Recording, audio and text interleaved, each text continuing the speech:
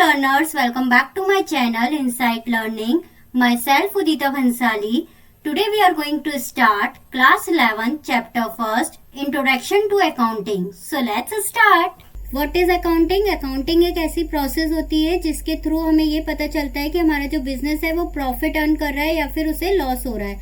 अब हम इसमें क्या करते हैं, हम इसमें डेटा को कलेक्ट करते हैं. जो भी बिजनेस ट्रांजेक्शन से रिलेटेड जो डेटा होता है उसको कलेक्ट करते हैं, रिकॉर्ड करते हैं, समराइज करते हैं.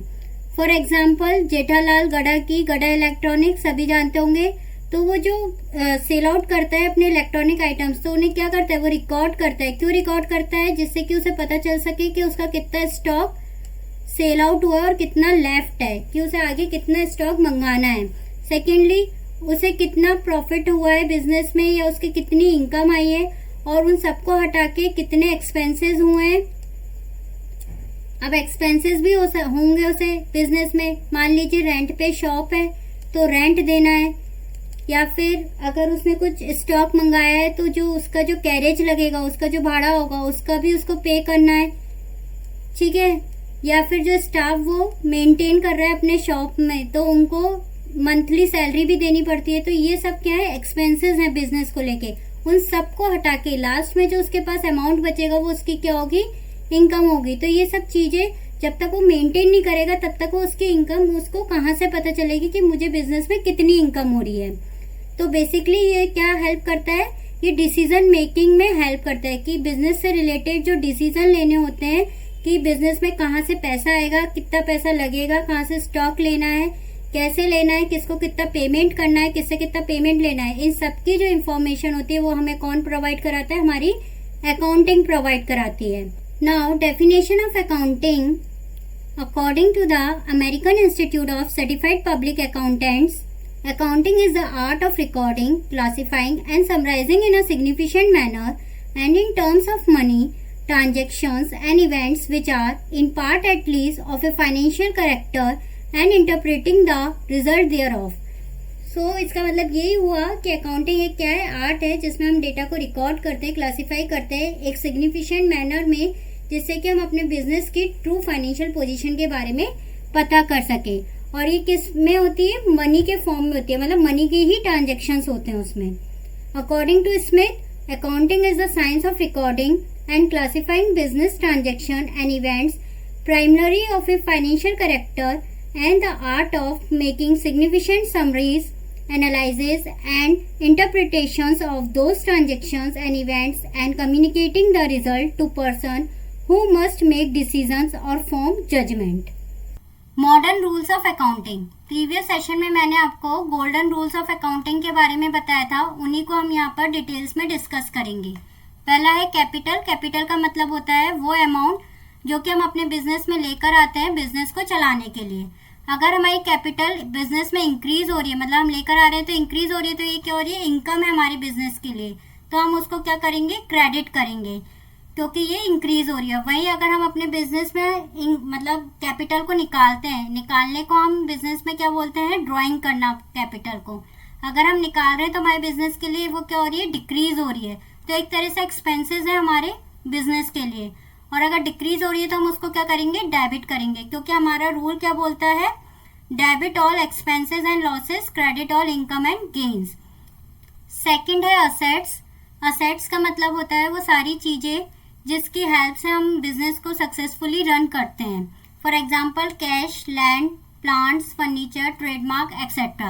अब अगर हमारे बिजनेस में असेट्स आ रही है, इट मीन्स इंक्रीज हो रही है हमारे बिजनेस में, तो उसको हम क्या कर देंगे, डेबिट कर देंगे. और अगर हमारे बिजनेस में से असेट्स जा रही हैं तो वो डिक्रीज हो रही है हमारे बिजनेस में से, और हम उसको क्या कर देंगे, क्रेडिट, क्योंकि हमारा रूल क्या बोलता है, debit what comes in and credit what goes out. For example मान लीजिए आपने परचेज करा फर्नीचर. अगर आप फर्नीचर परचेज कर रहे हैं तो मतलब आपकी असेट्स बढ़ रही है, फर्नीचर बढ़ रहा है, तो आप इसको क्या कर रहे हो, डेबिट कर रहे हो, क्योंकि वो इंक्रीज हो रहा है. वहीं आप फर्नीचर परचेज करो, मान लीजिए कैश में परचेज किया है तो आपका कैश जा रहा है, तो ये क्या है, कैश भी आपकी असेट्स है वो भी डिक्रीज हो रही है. तो डिक्रीज होने पर आप उसको क्या करोगे, क्रेडिट कर दोगे, क्योंकि हमारा रूल क्या बोलता है, credit what goes out. Third is liability. Liability का मतलब होता है लायबल टू पे मीन्स ऐसा अमाउंट जो हमने किसी से उधार लिया है और हम रिस्पॉन्सिबल है उसको फ्यूचर में पे करने के लिए। फॉर एग्जाम्पल मान लीजिए आपको एक बिजनेस स्टार्ट करना है, उस बिजनेस स्टार्ट करने के लिए आपको 10 या 20 लाख रुपए चाहिए, तो ये 20 और 20 लाख रुपीज आपके घर में तो होंगे नहीं, इसके लिए आप क्या करोगे, बैंक से लोन लोगे। अभी जो बैंक से लोन लिया है तो ये क्या है, आपका उधार है जो आपको वापस इन फ्यूचर में रीपे करना है। फिर चाहे आप किसी और पर्सन से भी ले सकते हो, जिनसे हम उधार लेते हैं किसी पर्सन से, तो वो क्या कहलाते हैं, हमारे क्रेडिटर्स कहलाते हैं। अब हम अगर हमारी लायबिलिटी इंक्रीज हो रही है, बढ़ रही है, तो हम क्या करेंगे, क्रेडिट करेंगे, और अगर हमारी लायबिलिटी डिक्रीज हो रही है तो हम क्या करेंगे, डेबिट कर देंगे। इसी तरह हमारे जो एक्सपेंसेस हैं, एक्सपेंसेस और इनकम, इनके तो रूल्स हमें पता है कि जितनी भी हमारी अगर एक्सपेंसेस हमारे इंक्रीज हो रहे हैं तो हम उनको क्या कर दो, डेबिट कर दो, और अगर हमारे एक्सपेंसेस डिक्रीज हो रहे हैं तो उन्हें क्या कर दो, क्रेडिट कर दो। फॉर एग्जाम्पल हमारे एक्सपेंसेस क्या हो गए, सैलरी, वेजेस, परचेज। अगर हमने किसी को सैलरी पे करी है तो ये क्या है, हमारे एक्सपेंसेस इंक्रीज हो रहे हैं। अगर हमने वेजेस दिए तो क्या है, हमारे एक्सपेंसेस इंक्रीज हो रहे हैं। वहीं अगर हमारी इनकम हो रही है बिजनेस को, हमने सेल्स करी, मतलब हमने अपना जो स्टॉक है उसको सेल आउट किया, तो हमारा क्या हो रही है, इनकम इंक्रीज हो रही है। इनकम इंक्रीज होना means credit all the incomes, and अगर हमारी इनकम डिक्रीज हो रही है, मतलब अगर हम ये सैलरी वगैरह दे रहे हैं तो हमारी इनकम कमी तो हो रही है, तो वो क्या हो रहा है, डिक्रीज हो रही है, तो debit all expenses and losses. Now need for accounting. अब अकाउंटिंग की हमें क्यों नीड होती है, सो हमारे जितने भी ऑर्गेनाइजेशंस होते हैं, whether it is related to business or not, it requires money and economic resources। अब ये इकोनॉमिक रिसोर्सेज का मतलब होता है वो सारी एक्टिविटीज जिसके थ्रू हम मनी अर्न करते हैं। तो अब ये जो रिसोर्सेज हैं इनको मेंटेन करने के लिए, इनकी वैल्यू को हम कैलकुलेट करने के लिए क्या करते हैं, अकाउंट मेंटेन करते हैं। फॉर एग्जाम्पल लेट्स सपोज आपके पेरेंट्स ने आपको 5000 रुपीज दिए as a monthly pocket money, और आपको बोला ये जो 5000 रुपीज है इसका आप एक रफली रिकॉर्ड रखिए और आप पता करिए कि आपने टोटल मंथ में कितना एक्सपेंस किया है, मतलब कितना खर्चा किया है और किस किस आइटम पे आपने उसे खर्च किया है। लास्ट में वो टैली करेंगे कि आपने कितना एक्सपेंस किए, मतलब कितना खर्च किया और कितना आपने सेव करा है। अब आप मान लीजिए कि आपने 1000 रुपीज की जीन्स ली, 500 रुपीज का आपने टॉप ले लिया, तो ये सब आपने क्या करा है, रिकॉर्ड करा है। क्यों रिकॉर्ड किया है, जिससे आपको पता चले कि एट द एंड आपने किस पे एक्सपेंसेस किए हैं।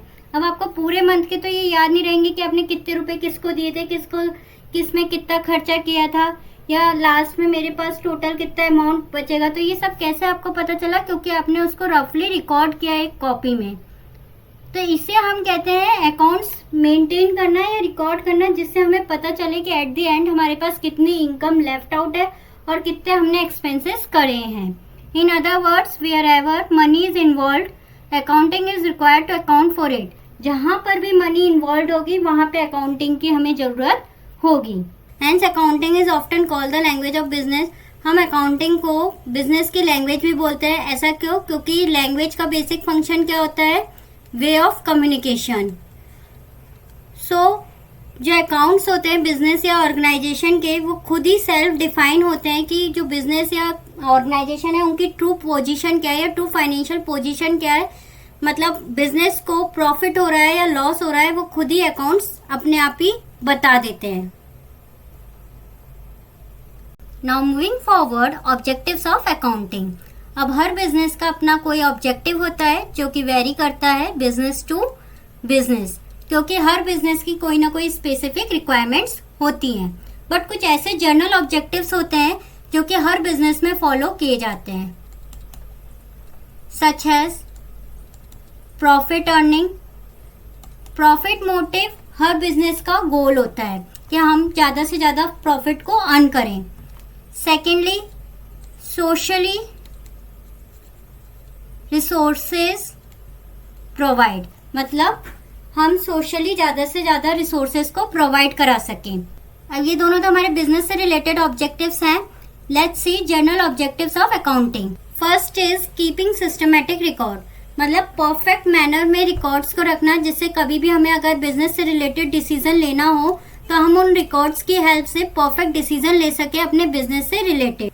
Ascertain the result of the operation, मतलब जितने भी ऑपरेशन या ट्रांजेक्शन हो रहे हैं हमारे बिजनेस में, उससे ये पता करना कि हमारे बिजनेस में कितनी इनकम आ रही है और कहाँ से आ रही है और हमारे एक्सपेंसेस कहाँ कहाँ हो रहे हैं।